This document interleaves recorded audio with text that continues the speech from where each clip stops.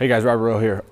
So this video is essentially going to be targeted at all throwers, but I actually wanted to do something for specifically infielders. But then as I was thinking about what I was going to say, I was like, well, shoot, man, like pitchers can benefit from this too. So don't think at all at any point during this video that this doesn't apply to me if you're a pitcher, and then vice versa for an infielder. So it kind of goes hand in hand with what I talk about when I speak on arm path simplification and just trying to get to a point in which you can feel more comfortable with the with your arm action. I see a lot of guys, and this is why we'll kind of segue into infielders, who separate their hands, and they have essentially a lot of kind of like checkpoints to get to, rather than just guys that separate hands and it's just out and up or retract and up. So the reason why I said it's going to be mostly kind of specifically targeted towards infielders, because I want to talk about a lot of the things that I've been seeing within my analysis process in infielders, where they go to field a ground ball, they field their ground ball, they funnel, and then they separate. And this is kind of two different types. The one guy will separate and go down and then get long and come behind and then up. Okay, so a lot of different things to go through right there with that, right, on a regular throw. The one thing that I will say, again, I'm not saying that I'm a specialist for infielders, but common sense tells me you would want an arm action as an infielder that is pretty short and sweet, and just kind of getting rid of it or getting rid of it at the same time while being powerful. So if your regular arm action is multiple checkpoints here, if you're going to have to, rush a throw, or if you bobble a throw and you go to pick it up, like, you're not going to be able to get into that arm action. So again, we want short, sweet, simple, but powerful. So you look at like the Francisco Lindors of the world, who are just kind of funnel, and then as soon as they separate right into the retraction and then go. So this is kind of the reason why I say I think pitchers can benefit from something like this as well, because as I've mentioned plenty of times before, I'm extremely biased, because as you'll see with me, when I throw, I separate into my retraction right off the bat. So that's kind of going with the arm path simplification. So just to speak on a couple different modifications you can use to try to get that motor control, get that motion memory. I'll talk about like 3 or 4 different progressions that I'm biggest fan of. 3-ball walkaway drill. So if I'm throwing this way, I have 3 balls, and I'm basically just going to start walking backwards, and you'll notice how I don't have time to get back here and counter rotate and all this stuff. So it's just short, sweet, and right to the point, and that forces me to kind of just retract as much as possible as I separate. Ready? So it's going to be like this, boom, right? So I like that one for obviously the reasons that I mentioned just now, and the fact that as you're backpedaling, you're not going to have your body's energy. So it's going to force you to start feeling those powerful positions, and it's going to force you to truly decelerate your arm. Another thing that I see with infielders especially is, as an infielder, what is the fear, right? The fear is making a bad throw, overthrowing or whatever. So you see a lot of infielders, very similar to how pitchers are with command, trying to place the ball. So you see a lot of these types of athletes who will throw it and get this kind of finish here, kind of that pushing finish. So the progression that I just showed you with the walking behind, it really forces you to create that motor control of extension and really decelerating, right? So that one's probably my personal favorite. The next ones that I want to talk about are funnel retract throw. So this is just going to force that motor control of what we want. If you're a guy, this is a new glove, sorry. If you're a guy, as I mentioned, who has a lot of different checkpoints to get to, where they field a ground ball and they get here, back, up, over, or even if you're a guy who, I see this a lot too, field the ground ball and then get up early. So this kind of goes to the point, especially as pitchers, early arm raise. Anytime we get this hand out, like extremely early, a lot of youth throwers will lack the front side stability to really hold this, and they'll get over anxious.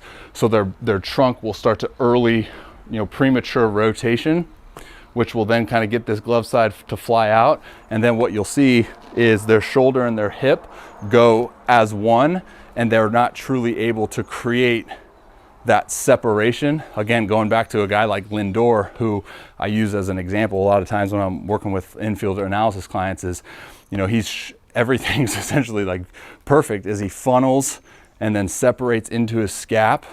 And then in relation with his front foot, that hand gets up right before the front foot touches down.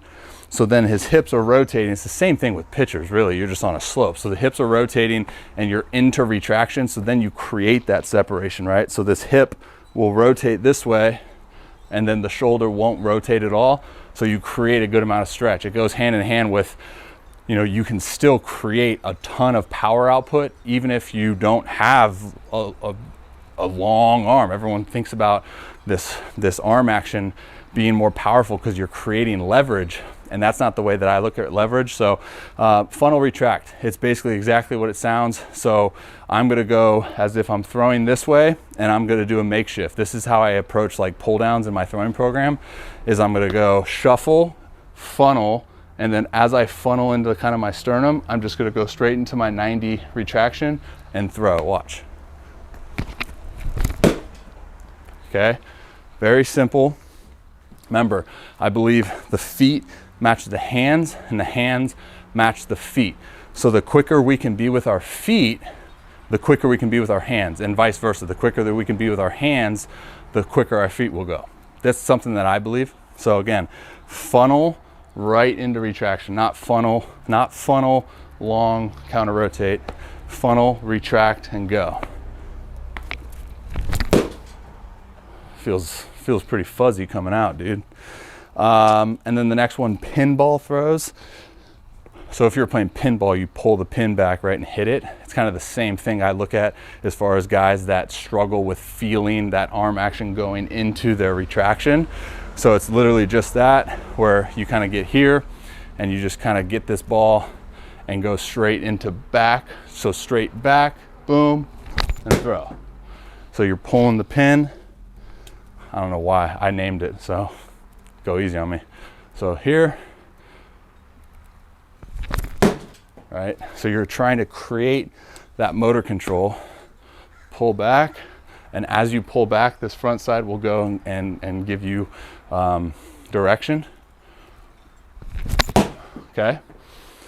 And then the funnel to ear. So to over exaggerate this arm action, okay, so again, if you're a guy that knows you have a lot of different checkpoints too, now to over exaggerate, we need to come up more. As I mentioned with the funnel throw, we're funneling here. So there could be guys that still get to here and still have this separation down. So now we're going to overemphasize funnel right to the ear, and now we're separating throwing, okay? Funnel to the ear, separate, throw. Funnel to the ear, separate, throw. So you're really going to feel it if you go funnel to the ear and then down, back, up, right? So here it is. Funnel to the ear, separate and throw. Funnel to the... My feedback, and the reason why I am biased, as I'll mention a million times, is because like even doing this, these types of throws and being just compact and simple allows me to be repeatable. Like it comes out hot, dude. So don't think that you need to have this arm action to create leverage in your throw. You know, watch any good infielder, Jeters of the world, you know, same thing, funnel, just boom. You're leveraging your body and the way that your body moves in unison with your arm. So that's the biggest thing that I see. And again, even if you're a pitcher, I say you can take something away from these, because even the pitchers that I work with in my analysis service, if we're trying to make huge adjustments to an arm action and a hand path, and we have a little bit of time, these are the same progressions that I'll use with them, right? So a lot of the times these progressions are used, especially with pitchers, because they're POs and they get away from the emphasis of the feet. So now we need to put them in settings where the feet is a huge emphasis and we can move these feet.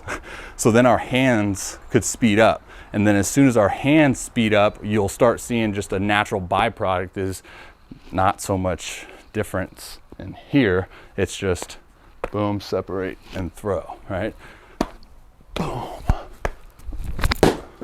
Gosh, that's all state shortstop. All right, hopefully you got something out of that. Yeah, that's the one. But hopefully those progressions can give you some good feedback. Again, I would take some video if you're trying to overhaul your arm action, infielder, pitcher, doesn't matter. Take video and kind of show, you know, it's giving that instant feedback, right? So now you have that feel versus real. Well, this is what I feel, but this is what it's showing, because a lot of times if we're trying to make a huge adjustment, it's going to feel one way, but it's going to look the exact opposite.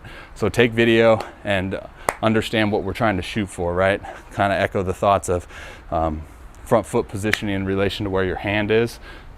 Simplified. All right, cool. Talk to you guys later.